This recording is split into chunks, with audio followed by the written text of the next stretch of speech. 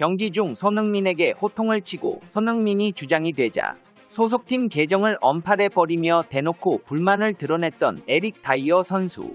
그는 이번 시즌 미넨으로 이적하며 또 다른 타겟으로 김민재를 뽑았고 경기 중 손가락으로 지시를 하며 시건방을 떠는 모습을 보였습니다.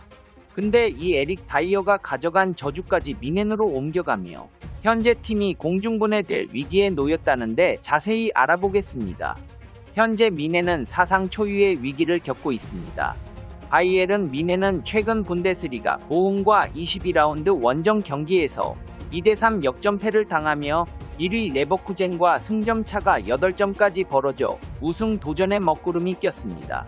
최근 11년 연속 리그 우승 트로피를 들어 올린 바이에른 미넨이 분데스리가 12연패에 실패할 가능성이 커지면서 팀 분위기는 최악으로 치닫고 있습니다. 이 같은 분위기를 반영한 것인지 팀 내분 상황 또한 심상치 않은데요. 특히나 바이에른 미넨이 9년 만에 공식전 3연패라는 수렁에 빠지며 팀 내부에서 다툼이 있었던 것으로 알려져 화제입니다. 독일 스포르트1은 토마스 투엘 감독이 이끄는 미넨이 더욱 위기에 빠졌다. 많은 선수들이 초조함을 느끼고 있다. 조슈아 키미히도 마찬가지다. 경기 종료 이후 키미히와 촐트 레브 수석코치 사이 다툼이 있었다고 알렸습니다. 이 장면을 포착한 패트릭 스트라서 기자는 자신의 사회관계망 서비스에 영상을 올리고 키미히와 레브 수석코치 사이의 격렬한 말싸움과 난투극에 가까운 수준의 몸싸움도 벌어졌다고 했습니다. 실제로 이 같은 사실을 토마스 투엘 감독도 인정했습니다. 그는 무슨 일이 있었는지 알고 있지만 평범한 사건이다. 패배 후에는 감정이 격해진다. 이성을 잃지 않는 선에서는 매우 정상적인 일이라며 불화설을 일축했습니다. 말은 이렇게 했지만 바이에른 미넨 추락 이후에는 바로 내분 사태가 큰 영향을 미친 것으로 보입니다. 투엘이 이끄는 미넨은 현재 두 개의 파벌로 나뉘어 갈등이 벌어지고 있습니다. 바이에른 미넨 선수단들은 투엘파와 안티 투엘파로 나눠져 극심한 갈등을 겪고 있고 이 사실을 독일의 빌트가 보도하며 화제가 되고 있는데요. 현재 투엘파의 대표적 선수는 6명입니다. 해리 케인을 비롯해 마누엘 노이어, 르로이 사네, 자말 무시알라, 라파엘 게레이로, 에릭 다이어가 투엘 감독을 지지하고 있는 상황입니다. 반면 안티 투엘파는 토마스 밀러가 리더를 맡고 있으며 이어 조슈아 키미히, 세르주 나브리, 레온 고레츠카, 마티스 텔, 마타이스 데 리흐트가 뒤를 따르고 있습니다. 그렇다면 한국 대표팀의 간판 수비수 김민재는 어디에 포함되어 있을까요? 다행히도 김민재의 이름은 언급되지 않으며 어떤 그룹에도 포함이 되지 않고 있는 것으로 알려졌습니다. 매체에 따르면 투엘 감독이 어려움을 겪고 있는 가운데 감독에 대한 12명 선수들의 분열이 있었다. 투엘 감독의 지도력과 통제력이 약해질 수밖에 없는 상황이었다. 투엘에 대항하는 주요 이름 중 하나는 바이에른 미넨의 전설 밀러다. 34세의 밀러는 그의 커리어 전체를 바이에른 미넨에서 보냈다. 밀러는 공식 석상에서는 투엘 지지 발언을 했지만 개인적으로도 출전 시간에 대한 불만이 있었다. 키미히와 투엘은 지난 여름부터 파행을 겪기 시작했다. 키미히는 레버쿠젠과 경기에서 선발에서 제외됐다. 그는 불만을 표출했다. 그리고 선수단 내 위상이 줄어 어려움을 겪거나 출전 시간에 불만이 있는 선수들이 투엘을 반대하고 있다고 했습니다. 반면 투엘을 지지하는 대표 선수가 케인입니다. 매체에 따르면 투엘은 케인을 영입하는 데 결정적인 역할을 했다. 케인을 설득한 지도자다.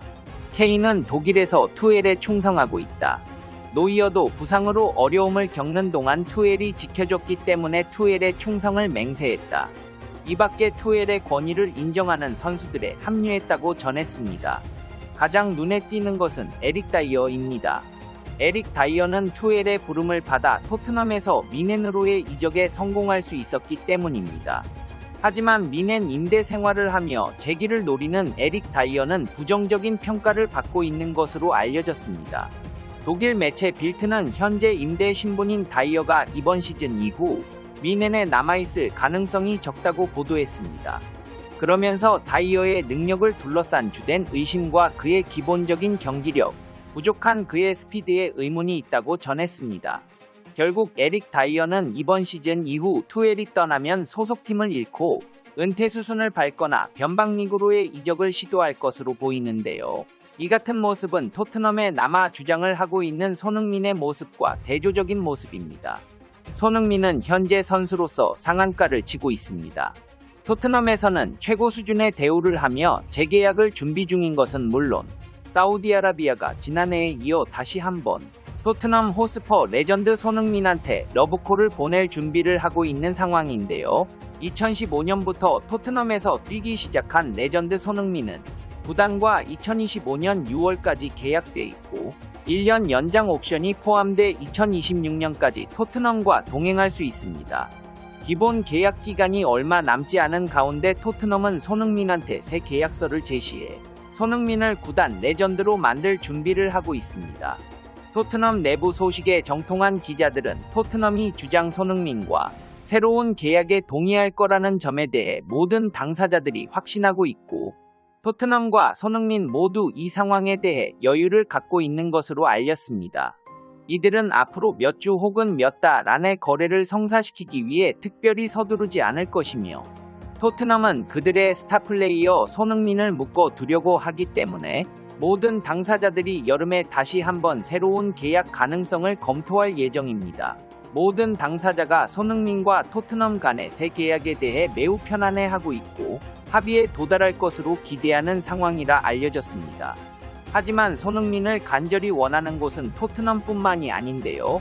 튀르키예 출신 에크렘 코누르 기자는 자신의 SNS를 통해 사우디 프로리그 구단은 손흥민을 위해 7,500만 유로, 약 1,079억 원을 제의할 계획이라고 보도했습니다.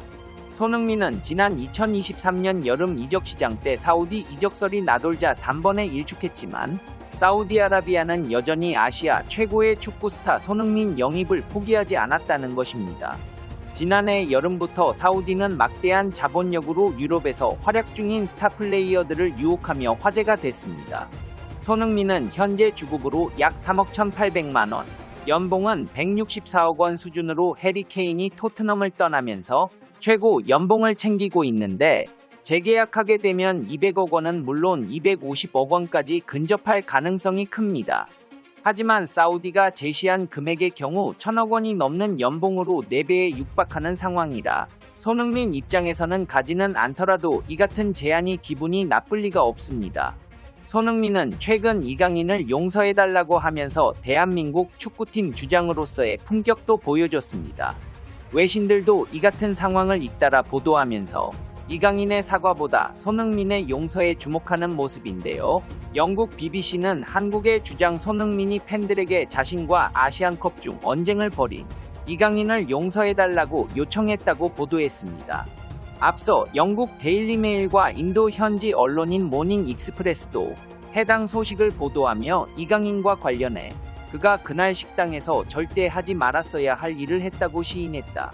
이강인이 선배의 부탁을 무시해 팬들의 비난을 받았다. 이번 일로 이강인이 많은 스폰서십 계약이 끊겼고 내부 징계를 받을 위험에 처해 있었다고 언급해 눈길을 끌었습니다.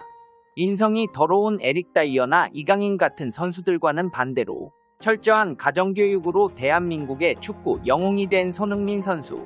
앞으로 그에게 행복 축구만이 있기를 바랍니다.